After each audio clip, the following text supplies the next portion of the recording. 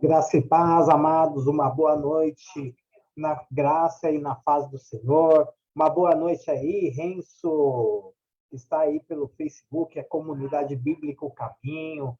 Graça e paz, Mica, como você está? Uma noite onde nós vamos continuar, né, os fundamentos bíblicos do evangelismo, tá? Da evangelização. Fundamentos. Eu tenho falado, a nossa aula, né, onde a gente trouxe que quem não evangeliza pode ser que não é convertido, tá bom? Então, é fundamental a gente estar cientes disso. Nós vamos continuar da sua página, do seu livro lá, da página 43, tá? Então, vamos à frente, né, dos estudos para a honra e glória de Deus, tá bom? Então, vamos lá, gente. É noite de muito conhecimento. Vai chamando aí, né? Estamos aguardando algumas pessoas entrar, já enviamos convite. Vai chamando. Prepara aí lápis, caneta na mão e papel, né? Bom anotar, né? Se tiver alguma dúvida, pergunte, né? Ó, Mica, colocou aqui. Graça e paz, meus irmãos. Aí, amém. Micael, Deus abençoe grandemente, né? Então, vamos para essa aula aí de muito conhecimento, muita reflexão, tá bom? Então, eu vou pedir aqui, vamos estar orando. Se o Micael tivesse com o microfone aberto, eu ia falar para ele fazer essa oração inicial. Daqui a pouco a Tamira está aí já adentrando aí pelo nosso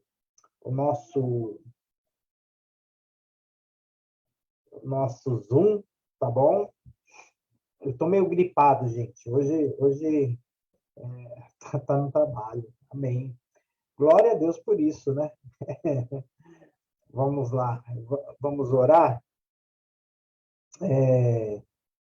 Pai, nós te pedimos essa noite, mais uma vez, uma noite de conhecimento, de que a gente esteja aí com ouvidos atentos, corações abertos, Senhor, para receber mais uma porção da tua palavra, mais uma porção de conhecimento, e que esse conhecimento não nos deixe arrogantes, Senhor, mas nos deixe lapidados para falar mais e mais de ti, que a gente possa sempre diminuir, Pai. E que sua palavra nos encha e transborde, Pai, para levar as pessoas a ti, Senhor. É em nome de Jesus que eu oro e peço. Amém? Amém? Noite de conhecimento, é isso mesmo, né? O que a gente precisa, né? Então, você que está se achegando, que vai se achegar, né?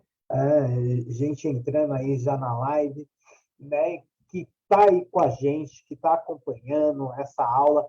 Nós estamos falando sobre evangelismo, tá? Então, essa matéria ela tá dividida em 4 pontos fundamentais aí, né, para a gente, né?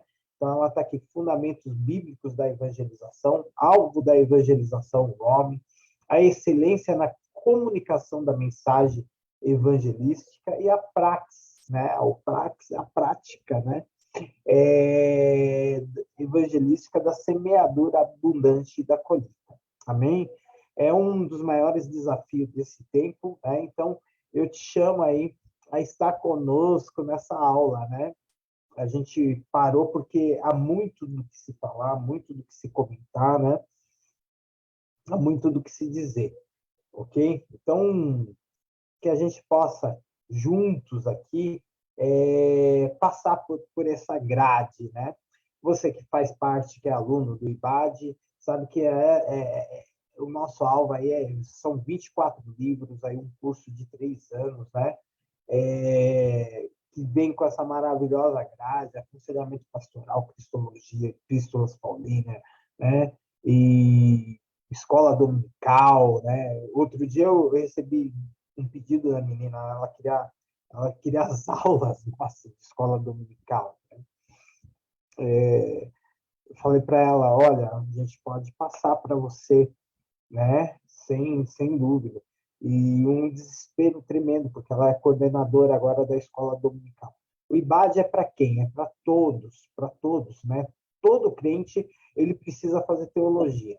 Todo crente, entendeu? Teologia não é só para pastores,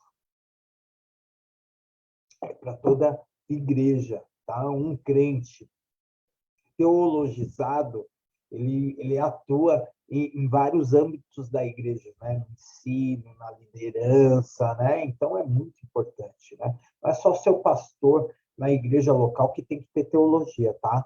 Então isso é muito importante hoje, né? E se nós, né? Só de nós pensar que é nas escrituras que Jesus falou, né? Erramos por não conhecer as sagradas letras, as sagradas escrituras, você precisaria pensar sobre isso, né? Que a teologia é para todos, né? Se nós julgamos ter vida eterna, né? Então nós erramos por não conhecer as escrituras, né?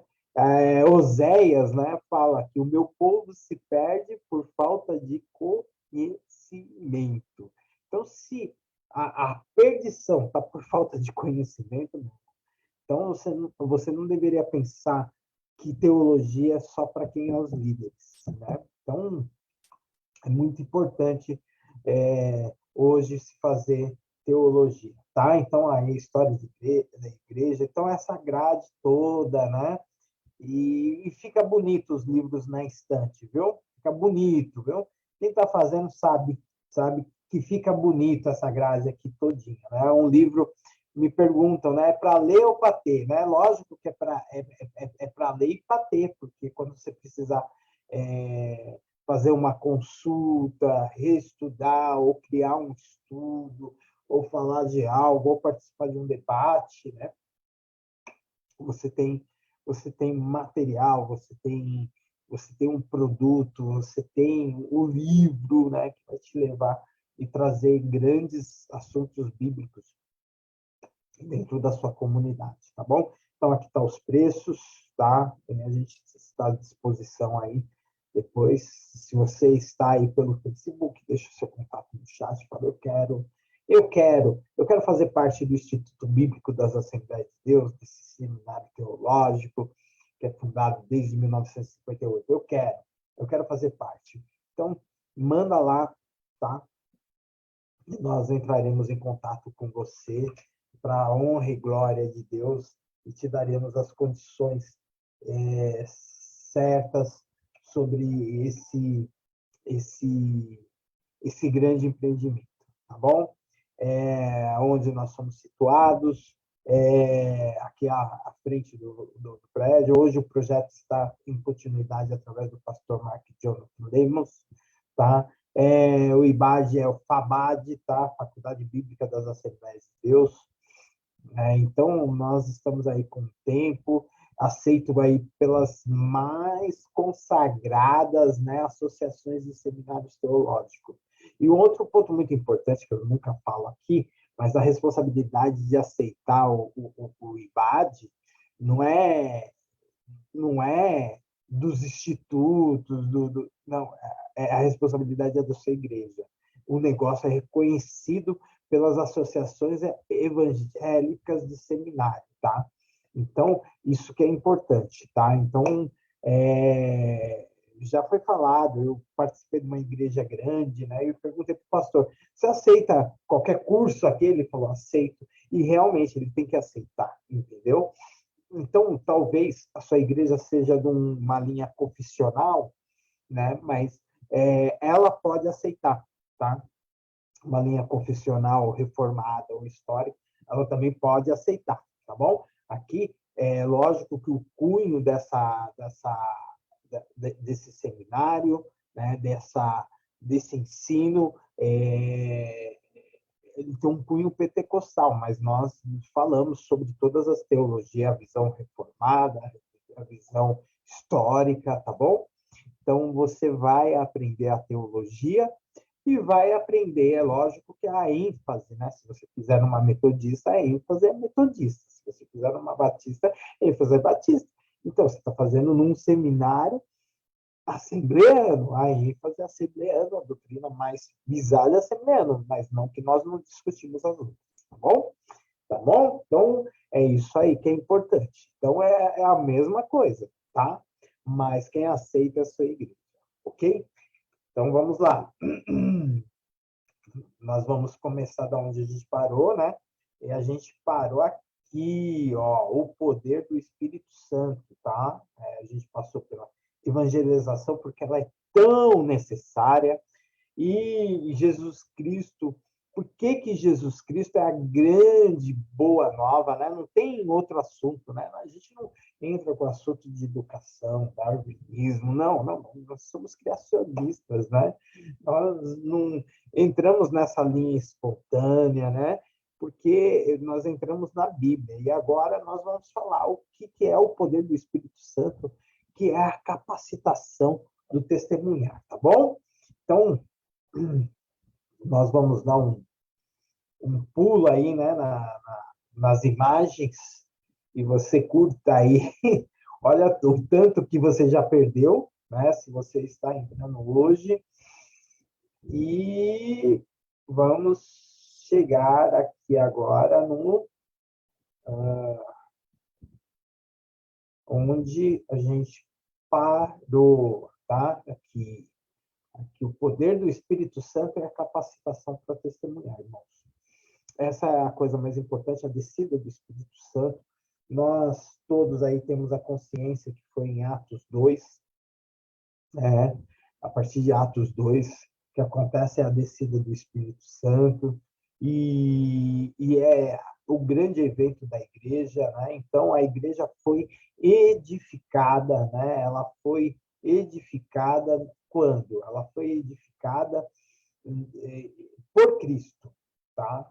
Cristo é o cabeça, é a pedra, tá? Então ele é o fundador, o alicerce, o cabeça, o senhor dela. Né? Isso daí nós vamos ver em Mateus 16:18, 1 Coríntios 3:11, Efésios 2:20 e Efésios 5:23, ok? Então é o fundamento da igreja, tá? Isso é muito importante para nós, porque algumas igrejas, né, não estão fundadas em Cristo, né? Em Cristo.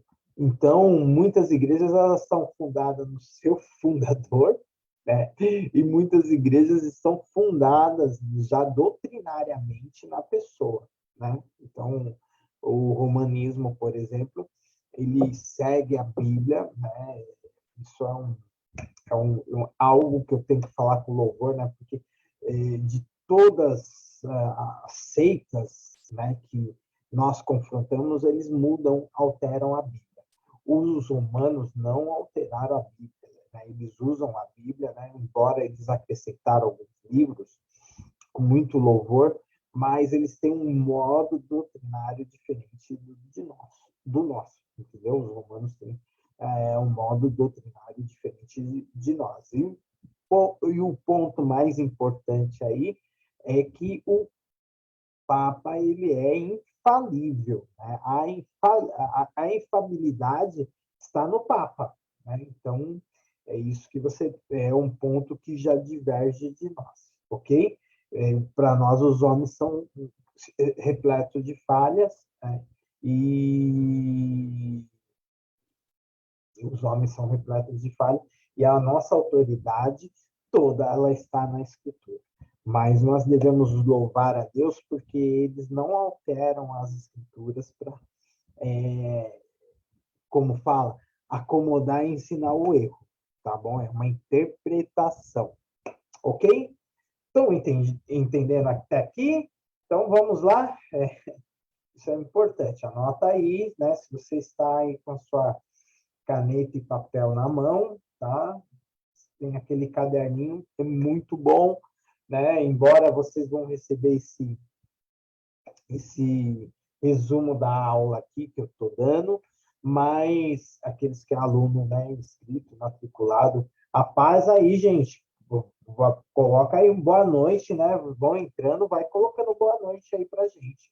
Eu quero falar seu nome, né? Quero agradecer a sua entrada aí, né? Escreve no chat. Tudo bem, né? Eu sei que se estiver assistindo pela sua TV aí, projetando na tela, né, não dá para escrever, ok? Então, é isso aí. Mateus 16:18 diz assim: eu digo que você é Pedro, e sobre esta pedra edificarei a minha igreja, e as portas do Hades não poderão vencê-los, né? As portas do inferno não poderão vencê-la, né? A porta da morte não poderá vencer, né? Então é isso aí, né? O que Jesus está falando? Ele está falando assim, ó, isso é uma interpretação entre nós e os romanos, né? Eu digo que você é Pedro. Para os romanos é assim. Eu digo que você é Pedro e sobre esta pedra eu edificarei a minha igreja. Pronto. Aí que veio essa ideia que o Papa é infalível, porque Pedro era considerado Papa, eles indicaram como se Jesus estivesse falando com Pedro. Entendeu? Todo esse a interpretação doutrinária. E nós, como que nós entendemos? Nós entendemos, tá? Eu vou dar um stop share aqui para vocês olharem para mim aqui de uma forma viu, né? Que o que aconteceu com esse versículo? Que Jesus estava falando, e sobre essa pedra, sobre ele, não Pedro. Então, isso que é importante, meu irmão, você entender. Então, sobre essa pedra, eu edifico a minha igreja. Jesus falou para Pedro, olhando nos olhos, não apontou para Pedro, tá bom? Então, é isso que você precisa entender, tá? Então, essa é a mudança e é a interpretação das escrituras. Por isso que é muito importante você fazer o IBAD, entendeu? Para você poder entender essas diferenças que surgem, ok? Então, a igreja está fundamentada em Cristo. Cristo é a pedra. E aí, mais para frente, a gente vai entender. 1 Coríntios 3:11, né? O que Jesus vai dizer? Ó, porque ninguém pode colocar outro alicerce além do que já está posto, que é Jesus Cristo. Paulo falou isso, tá? Então, isso que é importante. Então, Efésios 2:20, olha, edificados sobre o fundamento dos apóstolos e dos profetas, tendo Jesus Cristo como a pedra angular. Tá vendo? Então, não é só uma interpretação de um versículo só. E aí dá todo o contexto. É por isso que eu falo, para a gente afirmar alguma coisa na Bíblia, você precisa ter 3 versículos. Se você tem só um versículo, meu irmão, não dá para afirmar, tá? Tem que ter pelo menos aí 3 citações de um versículo, tá ok? Então, para ser um ponto doutrinário. Entendeu? Deixa o seu comentário aí, nos dá um joinha aí. Renzo, você está quietinho. Uma boa noite aí para vocês, viu? Continue aí. Cadê o papel e a caneta na mão? Anota aí. Efésios 5:23. Pois o marido é o cabeça da mulher, como também Cristo é o cabeça da igreja, que é o seu corpo, do qual ele é o Salvador, né? Pois o marido é o cabeça da mulher, como também Cristo é o cabeça da igreja. Olha só, né?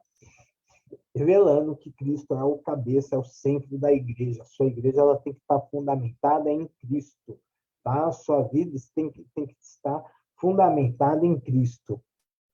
Amém? Então, é isso que é importante, tá bom? Então, vamos lá, né? Então, Cristo é o fundamento da igreja, e sem discussão, irmão, não dá nem para discutir, né? Então, foi Cristo que disse a Pedro que edificaria a sua igreja e as portas do inferno não poderiam barrá-lo, né? Já que prevaleceriam contra ela. Mateus 16:18. Então, é esse termo aqui que oriundo do termo grego eclésia. Tá? O que é eclésia? É assembleia, tá? É uma assembleia, uma reunião dos que foram chamados para fora. Nós fomos chamados para fora desse mundo, irmãos. Nós vamos ser chamados para fora desse mundo. Por isso que a igreja vai ser arrebatada, tá? Então, nós temos um ponto a fim de impactar o mundo com a mensagem de vida e esperança. Nós já somos os arrebatados, tá? Eclésia já diz isso. Nós já somos de outro mundo. Nós somos os Joe, né? Nós somos de outro mundo, né? Nós somos os Ia-Joe, né? Somos uma instituição especial, né? De Cristo aí, realmente, a fim de impactar o mundo com a mensagem da vida e esperança, tá? A palavra de salvação. Então, você foi chamado para fora, né? Nós fomos tirados de fora, de dentro para fora. Por isso que a Bíblia vai falar, né? Que ele nos tirou do império das trevas e nos transportou para a sua maravilhosa luz. E essa é a grande missão da igreja, né? Então, está lá em Atos 11, 22, Romanos 16, 15 e Efésios 5, 32, tá bom? Alguma pergunta? Posso continuar, gente? Então, vamos lá. Essa segunda-feira, né? Segunda-feira, muitos trabalhando, outros em casa, né? Então, ao longo do seu ministério, Jesus chamou, né? Convocou 12 homens, né? Para que com ele andasse por anos, né? Treinou-os para que desse sequência ao projeto divino do quê? De alcançar a humanidade. É isso que nós precisamos sempre ter essa certeza, tá, irmão? Por quê? Porque é isso que faz parte do evangelismo. Tem gente que não quer evangelizar, mas Deus nos chamou para anunciar as boas novas, não tem conversa.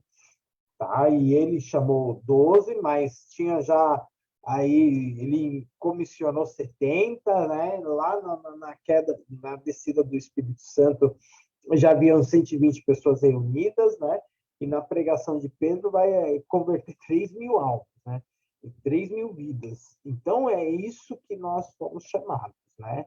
A igreja, ela está muito seleta, ela não prega mais, as igrejas viraram igrejas de evento, tem gente que faz agora só reunião para crente, né?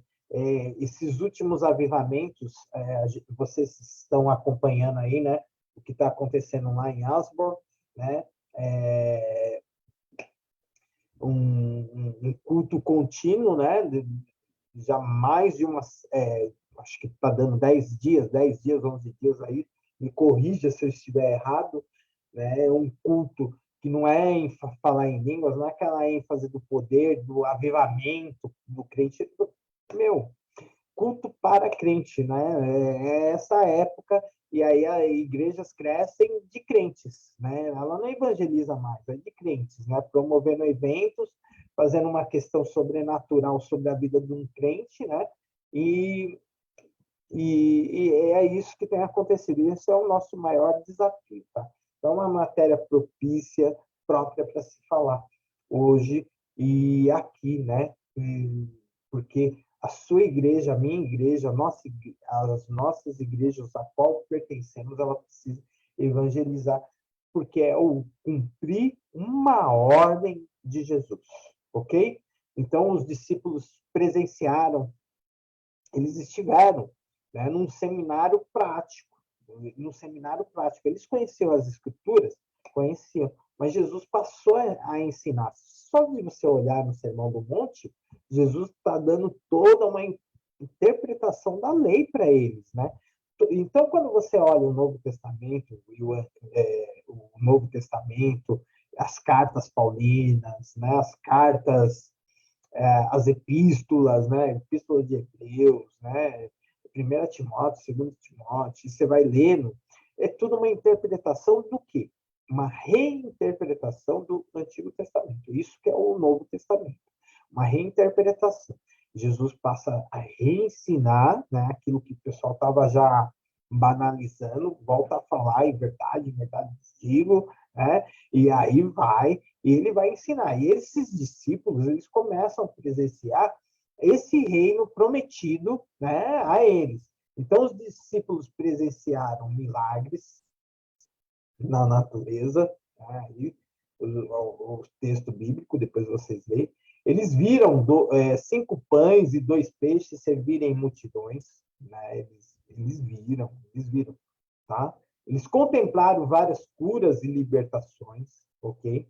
Eles, eles veem isso, né? E eles veem ressurreições, eles veem transformações de vida, que era o foco, tá?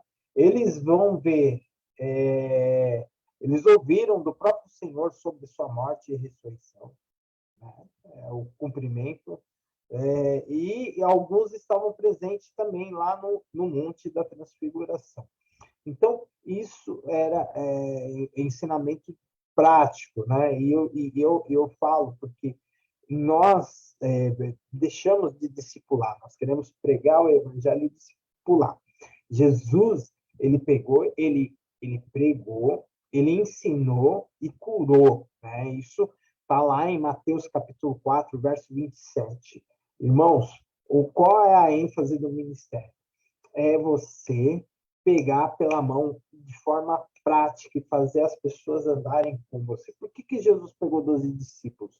É como se ele pudesse só ter 12 filhos, entendeu? E aí, conforme ele trabalhou esses homens para poder eles darem fruto. O que está acontecendo na nossa vida? A gente não está tendo tempo para as pessoas, a gente não está tendo tempo de pegar na mão, né? E aluno significa sem luz, tá? E o que é ensinar? É você pegar na mão e dar luz para um aluno, entendeu? Por isso que é aluno. E os antigos, os gregos, era essa ênfase de pegar na mão. É a ideia do talmidim, do hebraico mesmo, de se tornar discípulo. O que é um discípulo de Cristo? Ele tem que seguir você até que ele seja inundado pela poeira dos seus pés, entendeu? Então, nós deixamos de fazer isso. E Jesus mostra claramente o que ele fez. Ele pegou 12, selecionou 12, para que a maioria estivesse. E é lógico que a gente vai ver nos evangelhos que às vezes só estava 3, né? Pedro, Tiago e João. Né? Eram os que acompanhavam ele em todos os milagres, mas esses 12 era o que ele estava mais junto. Né? Tinha mais gente? Tinha, mas próximo de Jesus mesmo eram os 12. Então, essa é uma vida, não é só evangelizar e pregar, lançar a semente e deixar lá, é cuidar. Né? Como você lançar a semente de uma árvore no seu quintal, e você está lá vendo se vai dar folha, se ela vai dar o pezinho, você vai regar, você vai podar. Então, é isso que é discipular, tá bom? Essa é a essência, né? Pregar e trazer para cuidar, ok? E é isso que Jesus nos deixou aí de ensinamento. Posso continuar? Nenhuma pergunta aí, povo? Eita, nós. Podemos aprender, então, várias lições importantes para o evangelismo a partir do que for exposto acima. Aprendemos com Cristo o valor da oração, né? Do conhecimento das Escrituras, né? Em Mateus 4, 1 a 11, da comunhão com o Pai, do amor aos perdidos, da importância da igreja, da realização de milagres e maravilhas, da glorificação ao Pai, dentre outros aspectos. Irmãos, é um fator importante da evangelização, é que minha vida ela precisa ser congruente com aquilo que eu prego. Né? Eu tenho que viver o que eu prego, é muito importante.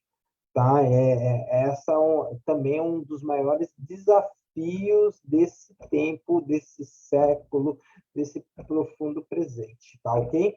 Então, todos aqueles que reconhecem a necessidade permanente da evangelização não pode perder de vista esses elementos cruciais e vitais à prática evangelística.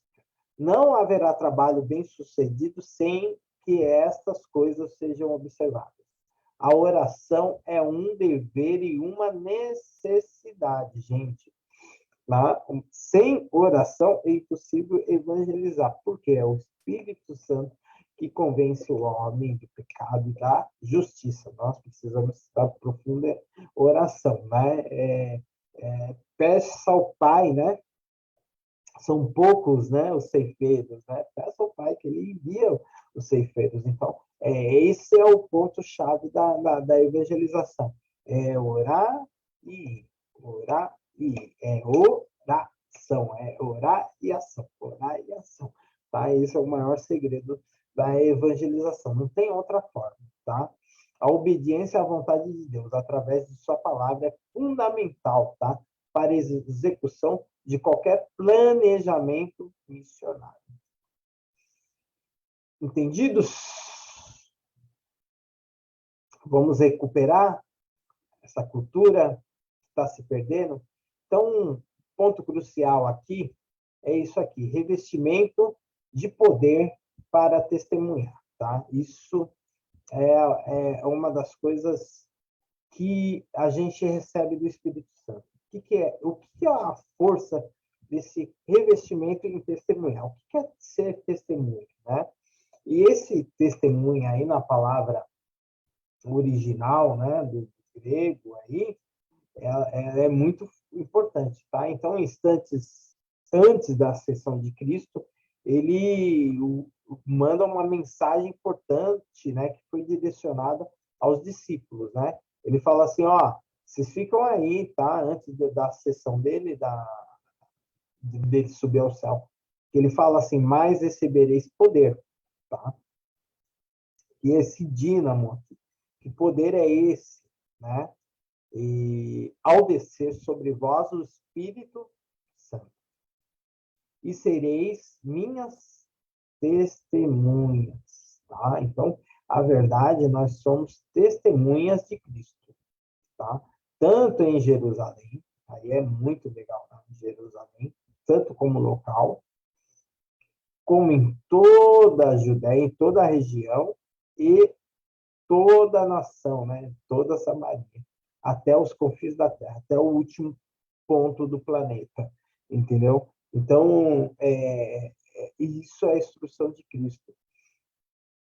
O que é ser testemunha?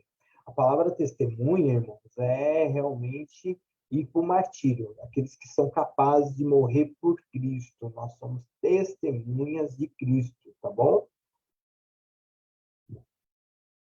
Nós somos testemunhas de Cristo, nós somos capazes de morrer até a morte. O que é uma testemunha? É aquela que viu, nós não estivemos com Cristo, mas nós sentimos, nós sabemos o que ele fez na nossa história, né? E é muito legal. Então, a igreja, hoje, ela está muito fora de dar um testemunho de Cristo, tá? Então, é esse revestimento. Não é falar em línguas, não é pular, né? As pessoas estão assim, né? E estão testemunhando um pouco de Cristo, né? Então, a questão é que esse revestimento tinha uma finalidade. Qual é a finalidade específica? De torná-los verdadeiras testemunhas. Lembra que eu comecei aqui falando? Então, quem não prega, irmão, quem não prega Cristo, a gente está aí vivendo aí os ministérios, os 5 ministérios, né? Mas testemunhar de Cristo é para todos, né? Mesmo sem palavras, testemunhar de Cristo é para todos. Quem não dá testemunho de Cristo, não, é um ponto que você deve pensar, porque todo mundo, né, desde que a gente começou o fundamento, nós percebemos aí que quem tem um encontro com Cristo vai testemunhar. A gente vai chegar lá, a gente vai falar das pessoas que vai ter um encontro com Cristo e vai testemunhar. Os apóstolos, eles passam a testemunhar veemente, né, a partir do momento que eles são revestidos desse poder, né, e eles conheceram a Cristo. Tá? Então, esse poder é de torná-los verdadeiras testemunhas do nome de Cristo ressurreto. E, além disso, prepará-los, porque esse testemunho não ficaria restrito apenas ao local. Olha, né? Em Jerusalém, toda a Judéia e vai até a Samaria, até os confins da terra. Então, não fica apenas ao local onde estavam, né? Você não vai ficar só testemunhando para sua família, né? Você vai sair ao alcance de regiões vizinhas e próximas, sobretudo. Espalhar por onde você for, você é uma testemunha de Cristo. Ok? Está entendendo essa importância? Então, vamos resgatar isso, irmãos. Testemunho, tá? Sabe o que está faltando para nossas igrejas? Talvez você está falando assim, a minha igreja não evangeliza. Sabe o que está faltando? Testemunho. Eu tenho falado muito sobre isso na minha igreja. Está faltando testemunho, né? Então, tem gente que não gosta de ser chamada de crente ou que as pessoas saibam que ela é crente. Irmãos, você é testemunha. Testemunha não é oculta, né? Não existe. Existe a testemunha ocular, né? Mas oculta não existe, meu irmão. Então, o revestimento do poder viria e veio para capacitar os servos do Senhor para o anúncio da mensagem de salvação. Eles deveriam estar prontos, o quê? A morrer como mártires em nome do Senhor. É isso que significa testemunho. Você está pronto? Você está pronto para morrer por Cristo? Essa é a minha pergunta. Você está pronto? Você está pronto realmente para ser testemunha de Cristo? É isso que significa testemunho, tá? É aquela coisa. Houve um acidente aqui, eu vi, o carro veio de lá, bateu. É isso aí. É eles, um testemunho. Você precisa testemunhar. Né? A gente tem essa mania. Não, eu não quero testemunhar porque eu vou ficar horas lá. Eu não posso ser testemunha. Né? Você não quer ser testemunha, mas de Cristo você tem que ser, porque você recebeu o poder do Espírito Santo. Não é para pular, não é para saltar, não é para falar em línguas, não é para entregar para você, para testemunhar. Esse é o maior poder e a maior evidência. Se o seu dom ele não te faz fazer isso, só te faz fazer essas coisas na igreja, você não está testemunhando. O seu testemunho é para o mundo, né? Porque você foi chamado para ser sal e luz, né, dessa terra, ok? Posso continuar? Eu peguei muito pesado? Acho que sim. E esse é o argumento que nós precisamos entender. Nós vamos precisar ser mais radical no nosso local, onde nós estamos inseridos, na nossa comunidade. Porque nós estamos com uma mania de fazer culto para crente, né? E às vezes eu me pego nessas coisas de culto para crente. Por quê? Porque tá impregnado nas igrejas, irmãos. Está impregnado. E nós precisamos acabar com essa cultura, tá? E isso é muito importante, porque nós fomos chamados para testemunhar Cristo para quem não conhece, tá? Então, Jerusalém estava repleta de pessoas que vieram a celebrar a festa de Pentecoste, uma festa tradicional do calendário hebraico que ocorria 7 semanas ou 50 dias após a Páscoa, né? Então, o Pentecoste é 50 dias após a Páscoa, né? E lá eles foram, né? Eles estavam tudo medonho, triste, né? E abalados, né? Mas eles foram revestidos de poder do Espírito Santo. Isso é a maior evidência do Espírito Santo, é quem consegue testemunhar. Só um instantinho aqui, peraí. Eu vou ter que fazer um negócio aqui, porque estou tendo aula aqui paralela, né? Deixa eu só um instantinho.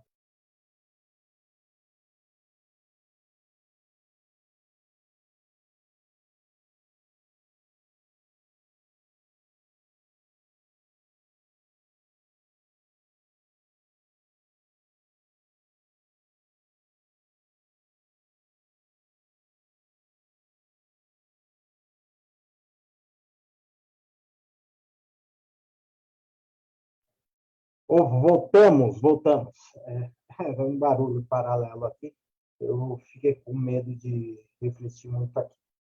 Então, a descida do Espírito Santo selou um novo momento, um cumprimento ao que foi anunciado anteriormente, inclusive pelo próprio Cristo. Tá? Então, nós precisamos ter essa certeza. Esse evento foi sobrenatural? Foi, né? Porque os discípulos estavam escondidos lá com medo, né?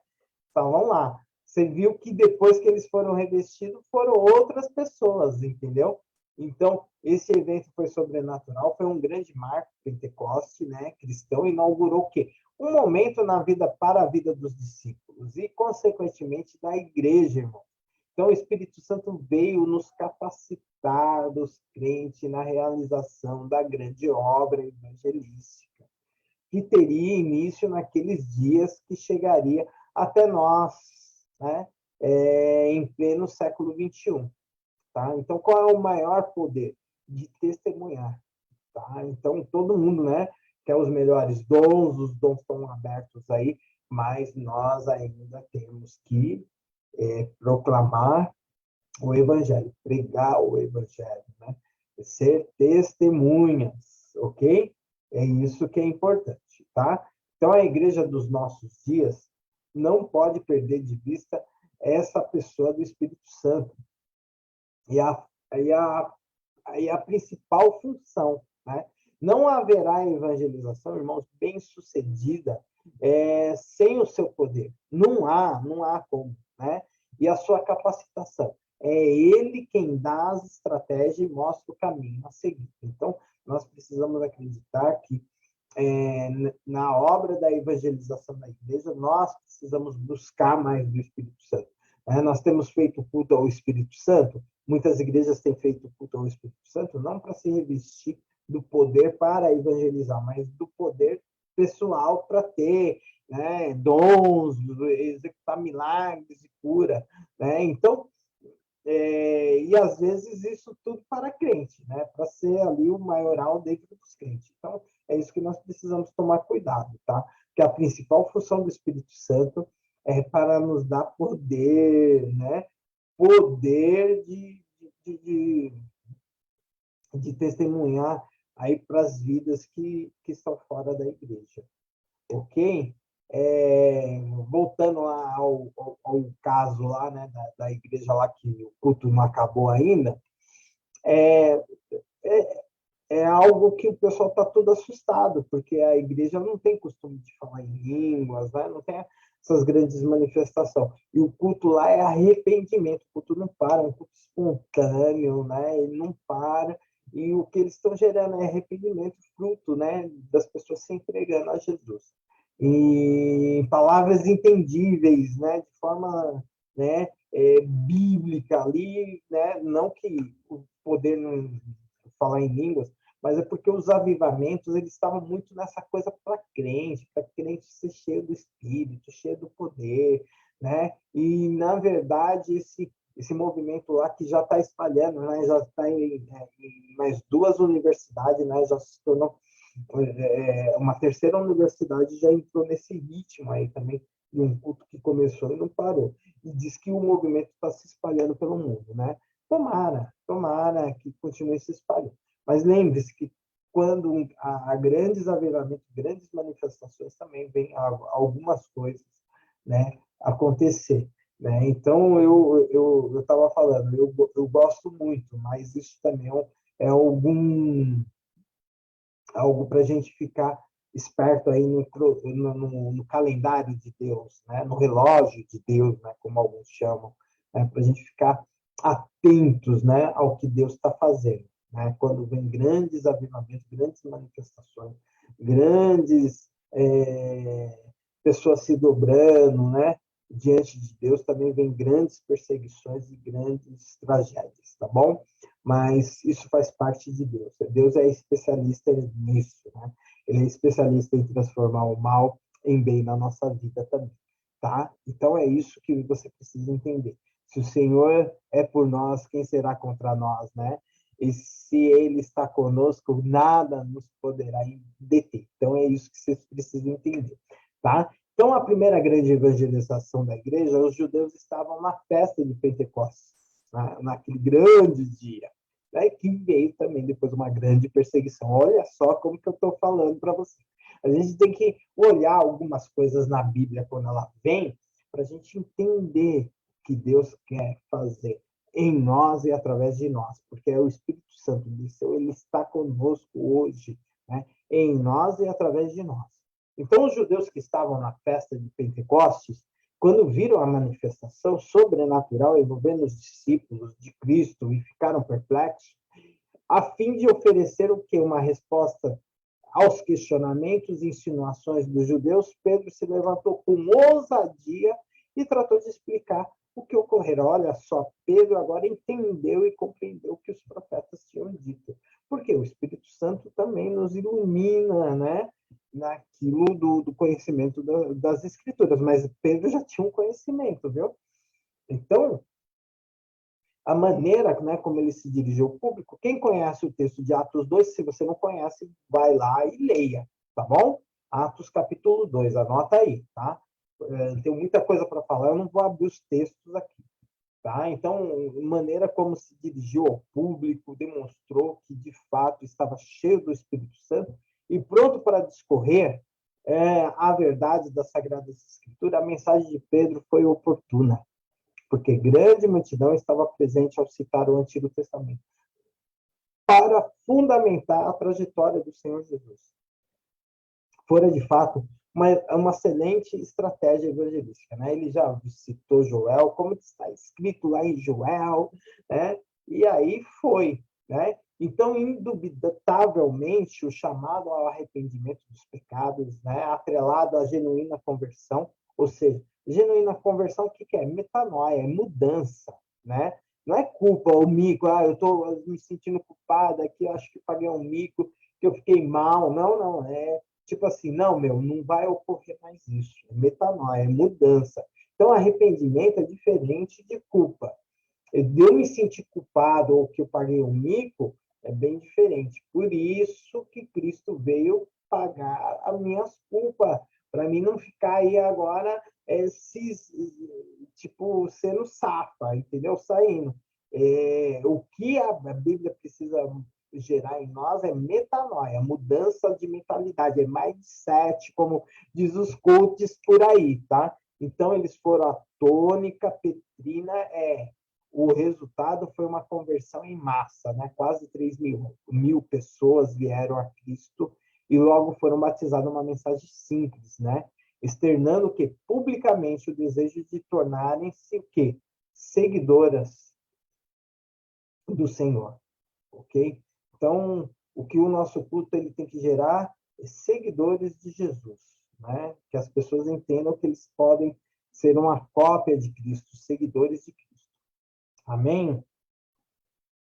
Então, para a gente avançar aí, então, capítulo 4, a igreja primitiva e a obra da evangelização. A igreja, quando ela é revestida de poder, ela parte, né? Entender aqui, a gente colocou o trigo, né? O trigo, ele é esse símbolo da justiça, é o símbolo nosso, né?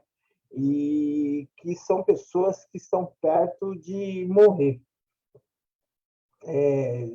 pronto para ser alimento. Hoje os crentes não querem ser alimento. Crente, você tem que ser alimento, você tem que ser trigo. O que é ser trigo? Trigo é aquilo que precisa ser colhido, né, ser triturado, peneirado, né, e moído e peneirado, tá, para ser alimento. Então você precisa ser trigo, tá? É isso que você precisa. Mas há muito crente joio, que ele não quer, ele não é alimento, ele não tem condições de alimentar. Então, não, é o crente fake, né? Então, a igreja nascente estava entrando em um franco processo de crescimento, né? E para tal, precisaria estabelecer, a fim de que desse prosseguimento à evangelização. Então, qual é a obra da igreja? A igreja ela foi estabelecida para crescer. E crescer como? Evangelizando. Essa é uma função. Uma igreja que não evangeliza, ela está correndo o grande risco de sumir, como muitas igrejas estão sumindo na Europa, tá bom? Então, isso é o ponto fundamental aí, vocês anotem aí, né? A fim de que desse prosseguimento à evangelização. Para isso, né? Jesus nos comissionou, né? Ó, vocês vão pregar o evangelho até o confim da terra. Isso é Jesus que falou, entendeu? Então é necessário seguir as recomendações dos homens de Deus, dos apóstolos que andaram com Cristo e foram por ele mesmo treinados, né? É por isso que a palavra apóstolo, aqueles que vêm após a Jesus, ok? em vida, né? Então, qual era o princípio, né, o querigma da igreja? Né? Está lá em Atos, capítulo 4. Né? Eles perseveravam na doutrina dos apóstolos, ou seja, no ensinamento, na comunhão. A igreja é comunhão, por isso que não existe desigrejado, irmãos. Por quê? Você precisa estar em comunhão uns com os outros, da mesma fé. Né? Esses desigrejados estão ali, estão aqui, estão na internet, só se reúnem na internet, não cultuam, né? Você não cria força. E no partir do pão, e nas orações, né? Estão juntos nos ensinamentos, estão juntos nas orações. Havia temor em cada alma, né? Temor, né? Que o que está faltando, acho que dentro da igreja, é temor, irmãos. Temor. Está faltando muito temor. O meu desejo é que volte temor. Tem muita gente sem temor dentro da igreja. Sinais e prodígios era feito por intermédio dos apóstolos, porque os sinais e prodígios estão sumindo do nosso meio, né? É raro hoje a gente ouvir falar de milagres assim miraculosos, né? Já foi difícil, irmãos. Antigamente se escutava muito. E quando eu volto a escutar é de história antiga, de 30 anos, 40 anos, né? Mas tá difícil escutar uma história atual, né?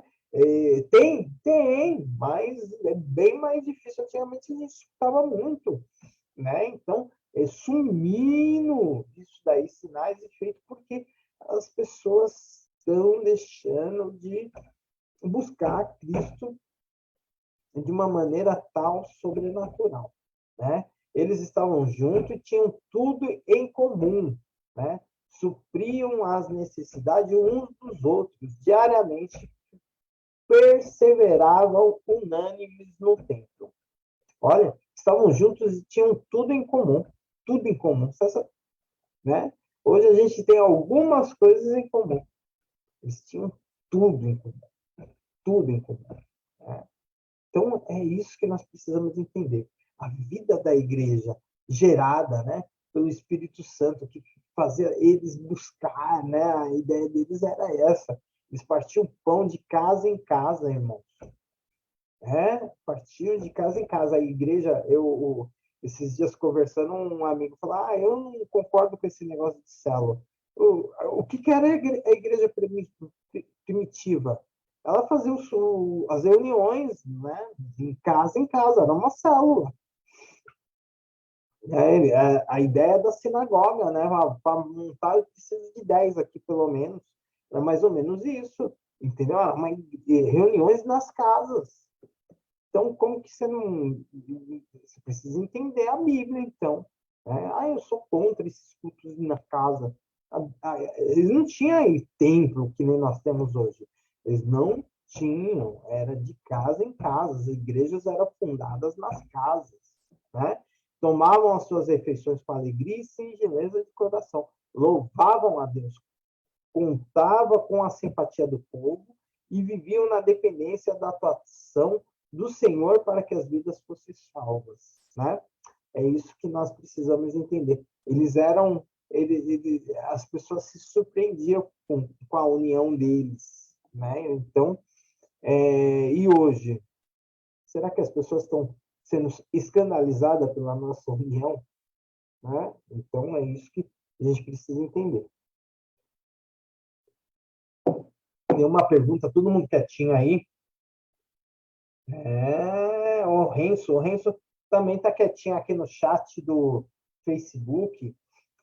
Vamos lá. Muitas lições podem ser aprendidas através da análise da igreja primitiva, a ousadia e coragem, a urgência em tomar Cristo conhecido, os milagres, a vida de oração, a comunhão, o Pai das luzes, a partilha, os cultos nos templos, nas casas, especialmente na centralidade das Escrituras. São elementos imprescindíveis que devem ser considerados pelos trabalhadores da seara dos nossos dias, tá? Então, é isso.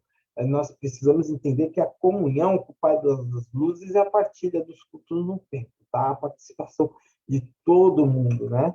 Porque nós somos cooperadores. Então, não podemos deixar de falar. Atos 4:20, Pedro e João, né? Aquela famosa ida ao templo, né, às 3 horas da tarde, para orar na entrada, se depararam com o quê? Com um coxo esmolando. Pedro, cheio do Espírito Santo, deu a ordem ao homem para que se levantasse e andasse em nome de Jesus. Aí o que aconteceu? No Sinédrio, Pedro, cheio do Espírito Santo, deu testemunho de Cristo, afirmando categoricamente que não havia outro meio de salvação fora do Senhor Jesus Cristo. Nada conseguia deter a expansão da igreja, né? Os enfermos eram levados pelas ruas, grande multidão afluía das cidades, com doentes, possessos de espírito, imundos, e todos eram curados e libertos. Irmãos, ao poder que nós precisamos trazer para nossas igrejas, ok? Então, tomados pela inveja, os líderes religiosos ordenaram a prisão dos apóstolos, mas o anjo do Senhor libertou em seguida, e foram encontrados no templo pregando novamente. Nada parava, entendeu? Eles estavam prontos, eles estavam prontos a viver, glorificar a sua vida. E aí nós vamos ter aí mais para frente, lá em Atos 6, 7, né? O Estevão, um homem cheio de poder, graça e poder, né? Era um dos diáconos, né? Estevão aparece no cenário bíblico, né, de Atos dos Apóstolos, como um homem cheio do Espírito Santo. Através dele, sinais e prodígios eram realizados entre o povo e fora o grande conhecimento das Escrituras. Convenhamos, né? Ele traz ali partes da vida de Moisés que nem nas Escrituras consta, e ele traz assim com uma grande relevância e propriedade, falando para todos os judeus, pregando o Antigo Testamento de forma, né, eloquente, né? E era sua característica falar com sabedoria e deixar seus perseguidores sem ação. É isso que irritou mais os seus perseguidores, já que não podiam resistir, né, e o apedrejar, né? Então, os revoltosos contra Estevão trataram de incitar as autoridades religiosas e o povo contra ele, caluniando com afirmações infundadas. A graça de Deus era tão notória na vida do seu filho que, quando lhe fitaram os olhos, seu semblante era como se fosse um rosto de um anjo. Eles ficaram impressionados, né? Então, a fúria era tamanha por parte daqueles homens que não resistiram, taparam os ouvidos e atacaram o servo do Senhor. Enquanto era apedrejado, Estevão entregava seu espírito nas mãos do Senhor, à semelhança de Cristo. Clamava a Deus para que não fosse imputado tamanho pecado naqueles homens. Então, é isso, irmão. Até para ser mártir, você tem que estar cheio do Espírito Santo, né? E eu conheço muita gente cheia do Espírito Santo aí que no dia vai negar a Cristo, né? Você está entendendo o que eu estou falando, né?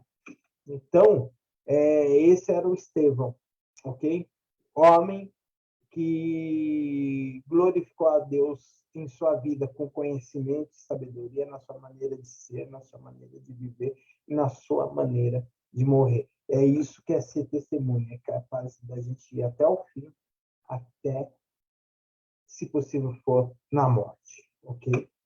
Então, é uma grande perseguição. Levantou-se contra a igreja de Cristo em Jerusalém, né? Essa perseguição, o pessoal fala assim, Deus mandou essa perseguição justamente porque eles só queriam ficar em Jerusalém, né, para espalhar esse povo, para pregar o evangelho, para ele chegar onde nós estamos. De repente,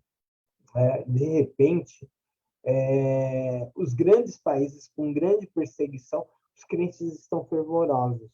Aonde estão se vivendo bem, está acabando as igrejas. Então,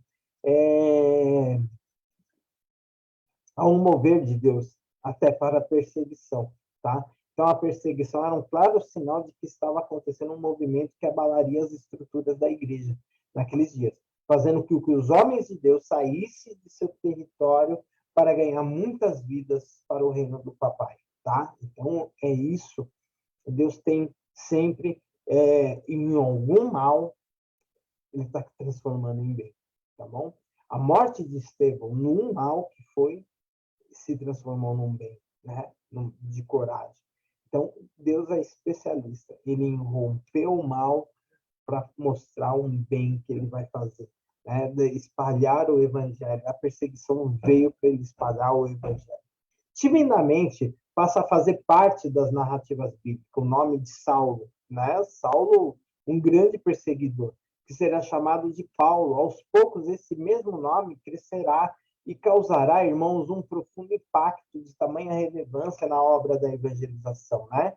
Saulo, Saulo, porque me persegues, né? É lindo isso, porque Deus escolheu aquele vaso, aquele homem, para justamente, né, manifestar o seu poder, né, sobre a vida dele e transformar de perseguidor agora, né, um grande evangelizador, o cara que nasceu aí por volta do terceiro ano da era, né, cristã em Tarso, capital da Sicília, e ele fora considerado, né, de uma cidade importante e respeitada naquele tempo, um homem conhecedor das escrituras, que estudou aos pés do Gamaliel, né, circuncidado no 8º dia, né, fariseu dos fariseus, né, ele invadia vários prédios públicos, palácios, honrado por autoridades imperiais, né? Os pais de Saulo pertenciam à tribo de Benjamim, né?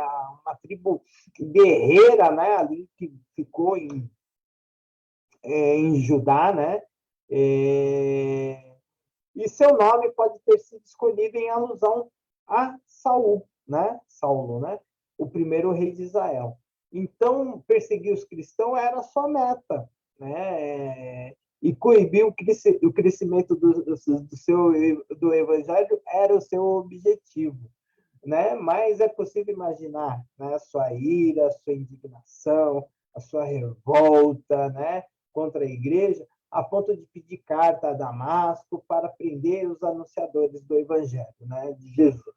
Paulo estava lá na morte de Estevão, Paulo bateu em muitos evangélicos, ele arrastou muitos cristãos, né, pelo cabelo, né? Ele espancou, ele matou, né? Então, todavia, no caminho, Saulo foi surpreendido por algo totalmente inesperado. Uma luz do céu brilhou. E ao seu redor, o próprio Cristo se apresentou, né? Então, esse homem foi encontrado pelo Evangelho, pelo próprio Deus. Então, é isso que nós precisamos entender. É esse a nossa função, de levar o Evangelho a todos os lugares e encontrar pessoas como Saulo, né? Encontrar pessoas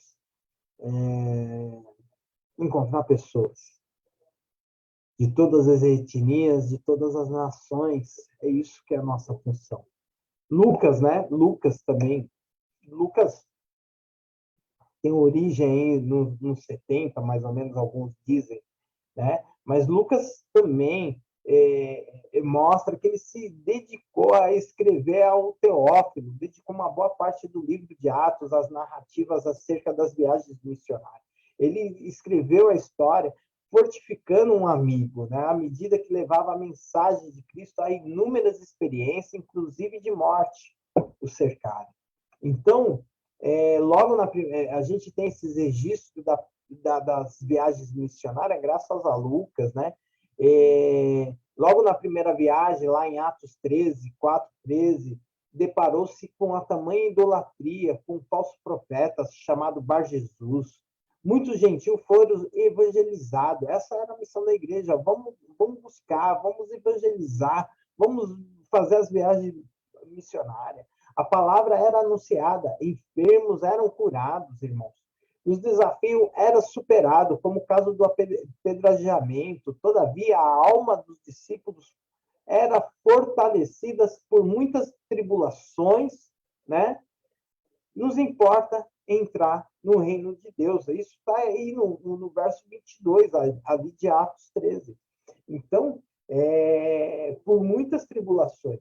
E nós precisamos entender que há um preço a se pagar, tá? Na segunda viagem missionária de Paulo, após o concílio de Atos 15, ocorreu junto Silas e Tarso, a cidade natal de Paulo, que fez parte de um percurso da visita. Timóteo aliou-se aos homens de Deus para a obra da evangelização. Você vê, eles estavam todos empenhados para a obra da evangelização. Então, um momento marcante da segunda viagem foi quando Paulo teve a visão do homem lá da Macedônia suplicando que até lá chegasse, em Atos 16, 9.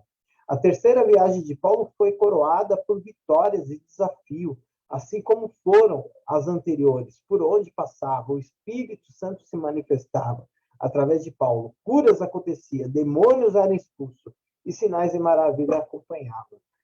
Paulo participou de várias igrejas. Paulo fundou a igreja de Coríntios, ficou lá 3 anos, irmãos, e depois partiu. E aí, depois de um tempo, aquele povo que ele fundou lá já não estava lá, mas um novo povo chegou.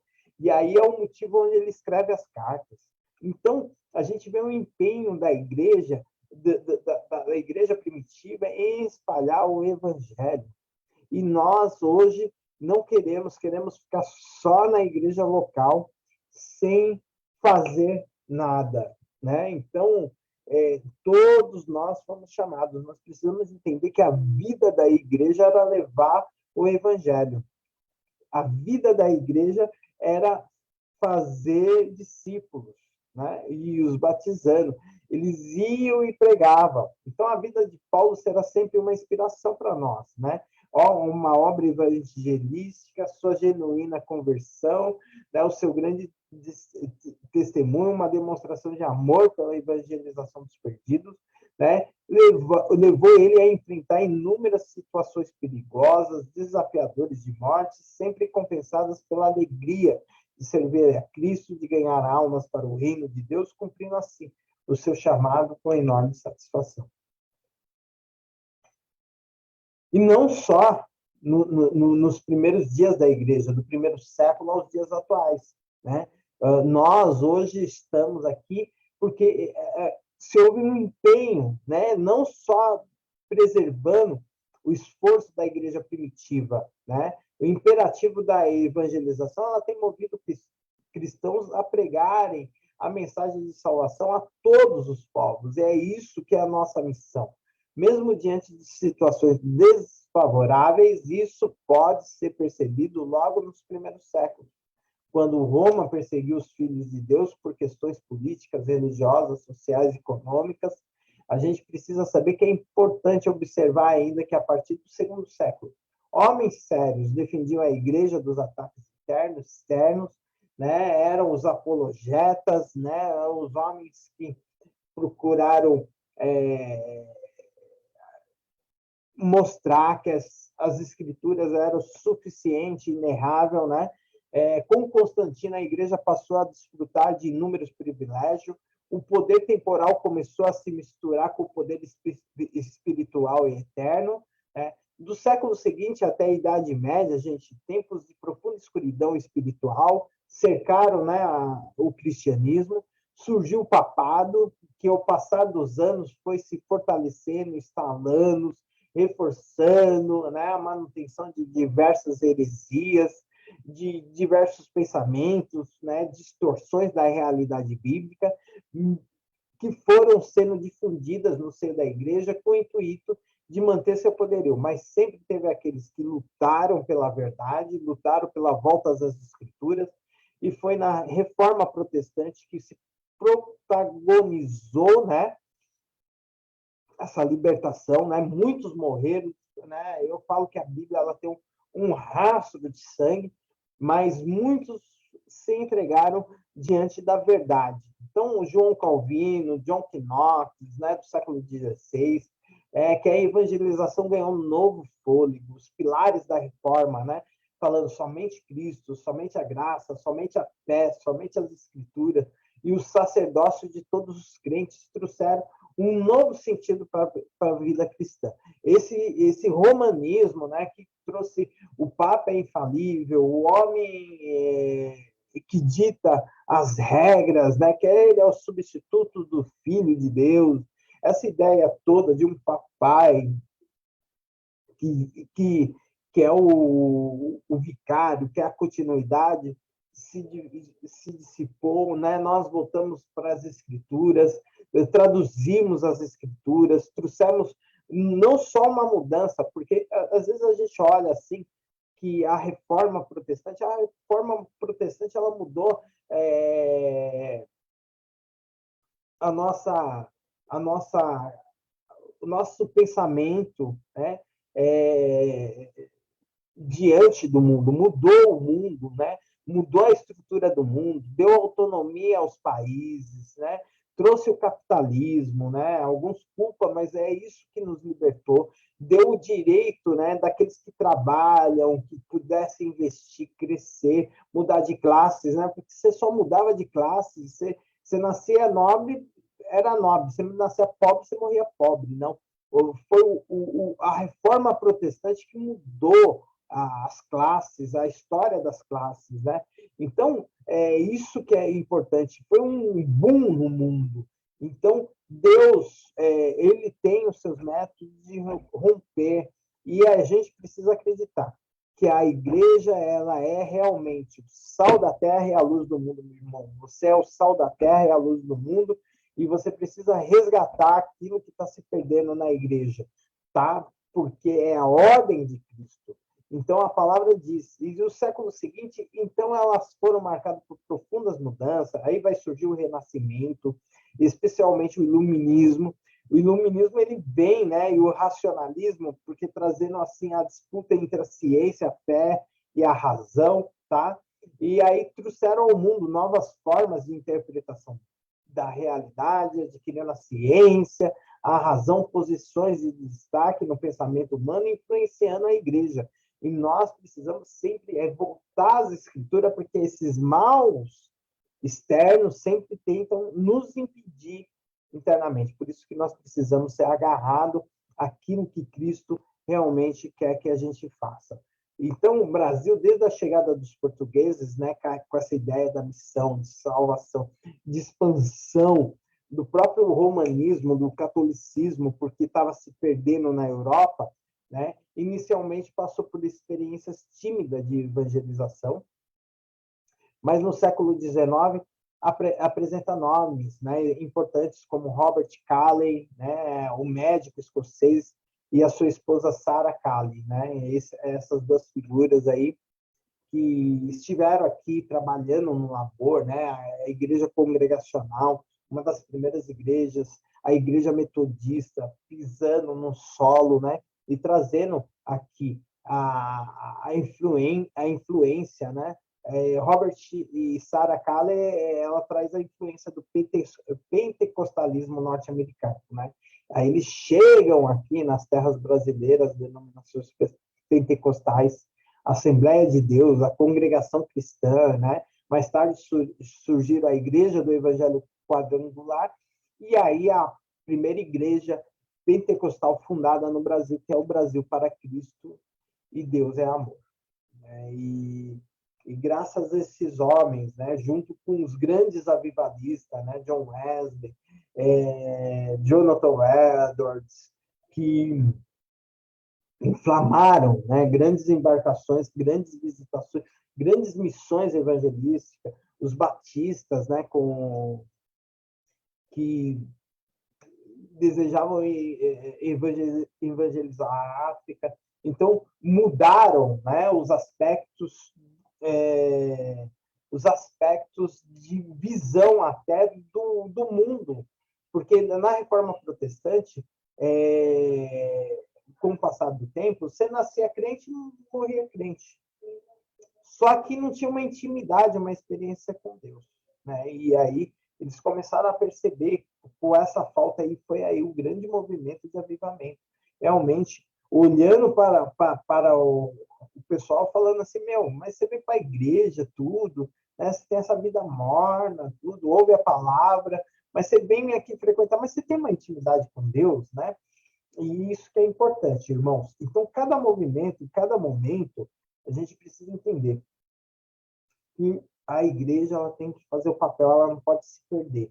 A igreja ela se perdeu em vários rumos da história, tá? E a gente não pode deixar se perder.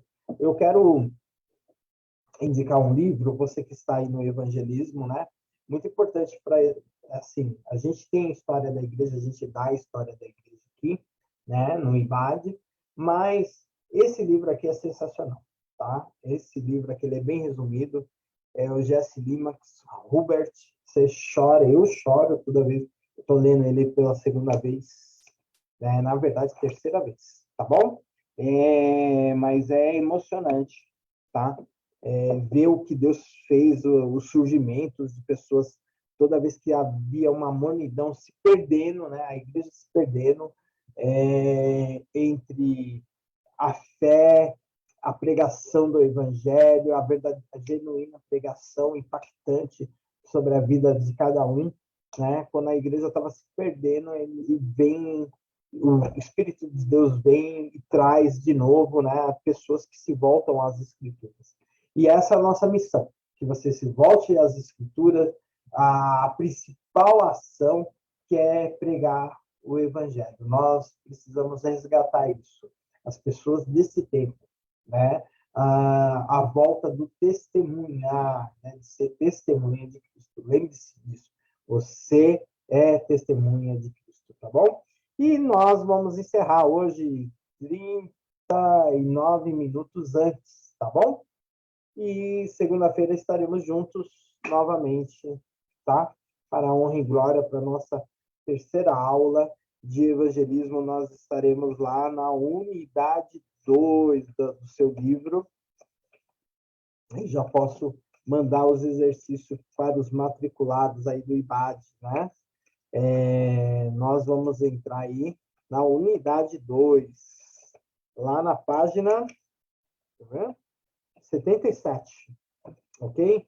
O alvo da evangelização, quem é? Quem é o alvo da evangelização? O homem, tá?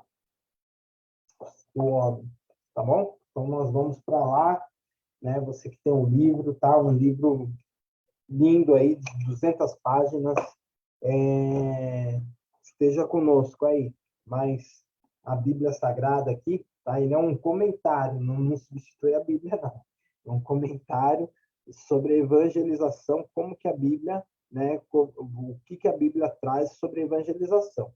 O importante aqui é só a Bíblia, e é isso que você tem que se agarrar no compromisso do que a palavra de Deus. É isso que o livro traz aqui, a importância do evangelismo, tá bom? E aí ele vai trazer o alvo do evangelismo, que é o homem, tá bom? Então, é isso. O culto não é para crente, é para as pessoas que estão fora da igreja. Vamos orar? Pai, que a gente possa ser impactado pelo poder do seu Espírito Santo. Nós te pedimos, Senhor, poder de testemunhar, Senhor. Traz sobre nós, sobre a igreja, Senhor. Abençoa, Senhor, Micael. Senhor Renzo, pastor Anderson, Senhor. Pai amado, mais pessoas aqui que estão conosco aqui assistindo, que essa live também alcance, Pai, a igreja, Senhor, para resgatar o poder do testemunho, Senhor. Em nome de Jesus. O poder do testemunhar, Senhor. É em teu nome que nós te pedimos, Senhor. Sabemos que essa obra é só pelo teu Espírito Santo. Venha sobre sua igreja, Senhor. Traga esse poder de novo, Senhor. Poder de fazer, Senhor. De salvar, de curar e de proclamar. É em nome de Jesus que eu oro e lhe peço. Amém? Uma boa noite aí para você. Deus abençoe por você ter aqui ficado até o final aí com a gente, tá bom? Aqui, gente, José Lisboa. Deus abençoe, pastor Lisboa. O pastor Anderson tá aí. Uma boa noite para você. Que nós possamos aí resgatar essa força, né, da evangelização. É muito importante isso. A nossa igreja ela está muito acomodada, né? Isso, né? Pastor, evangelismo só é válido se for pessoalmente? Né, a pergunta do Renzo, pastor, o evangelismo só é válido se for pessoalmente? O Renzo, não, né? Há muitas formas de evangelizar, não é só válido se for pessoalmente, não. Mas pessoalmente, né, também é bom, né? Assim, você tem que pensar que você tem que evangelizar no seu modo de ser, no seu modo de viver e no seu modo de agir, né? Se possível, use palavras, né? Então, é, pessoalmente é muito mais forte, né? Pessoalmente, ele impacta, né? Sem palavras, né? Então, é muito melhor, né? Quando a gente conhece a pessoa, né? Sabe quem ela é, né? Então, ela é muito forte, sim, pessoalmente.